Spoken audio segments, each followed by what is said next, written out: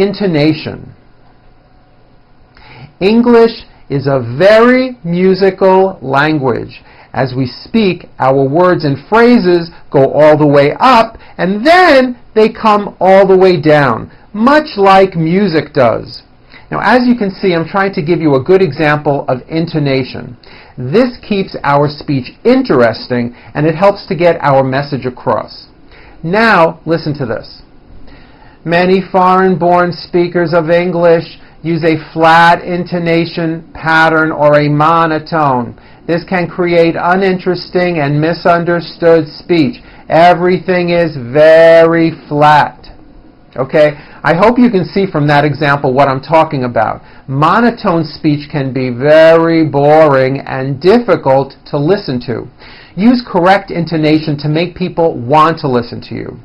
It's generally easy to guess what country a speaker is from just by their accent. Each language has its own characteristic rhythm and melody. Some languages use a wide range of tones and changes in pitch, with the melody going up and coming down, and other languages sound very flat. These characteristics of a language are called intonation. Even though they distinguish one language from another, they are rarely taught. Now, in American English, words that carry the highest informational value in a sentence are given more emphasis with increased loudness, a higher pitch, and sometimes a longer duration. Listen to my intonation and notice how I slowly step up and then I work my way down again. Listen to the following made-up advertisement for Diane's Donuts. Listen to how the words in each sentence are stressed. Have you ever tried one of Diane's donuts? They are so delicious. I have eaten many different kinds of donuts from all over the country. However, I have never tasted anything quite like donuts made by Diane. I have been told that she uses the finest and freshest ingredients that money can buy. The best flour, the best eggs, and the best milk. I am sure that once you taste these incredible donuts, you will run and tell all of your friends. Now, I recommend that you practice that paragraph again along with me.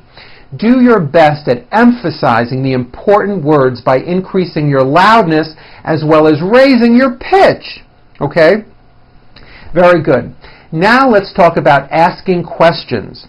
Notice how my voice goes up at the end of a question like this. Are you sleeping? And notice how my voice comes down at the end of a sentence that is not a question, like this. He is not sleeping.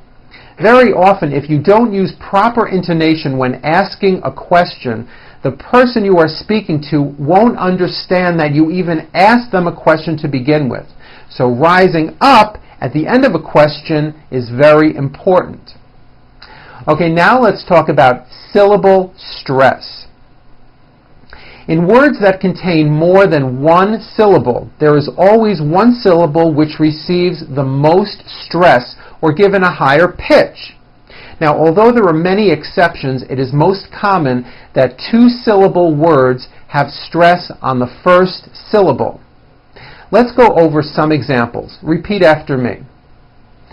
Sofa, oven, after, finger, station, second, enter, often, uncle, carpet, father, children, walking, jacket, lucky, comment. Good. Now here are a few two-syllable words that are stressed on the second syllable. Delete, decline, survive, protect, adopt, advance, below, resolve, advice, acquit, control, arrive, involve, massage, disease, relate. Very good. Now again, although there are exceptions, most three-syllable words are stressed on the second syllable. Reduction, arrangement, audition, companion, detective, ambitious, companion, appliance, discover, unlawful, conclusion, assemble, adjustment, affected, acceptance, ferocious. Very good. Practice using syllable stress in these sentences. The pictures are fantastic. He needs permission to find a solution. The party is in honor of his retirement. Her son exhibited bad behavior on their vacation. Very good. You know, stress and intonation can have a big impact on the meaning you are trying to get across. Let's compare some of these sentences. Joe drinks cheap wine. Sue only drinks expensive wine. Don't forget his birthday. We would never forget his birthday. She's planning to leave tomorrow. He made plans to leave a month ago. The teachers' meeting is at 9 o'clock. The students announced that they will never have a meeting. My telephone isn't working.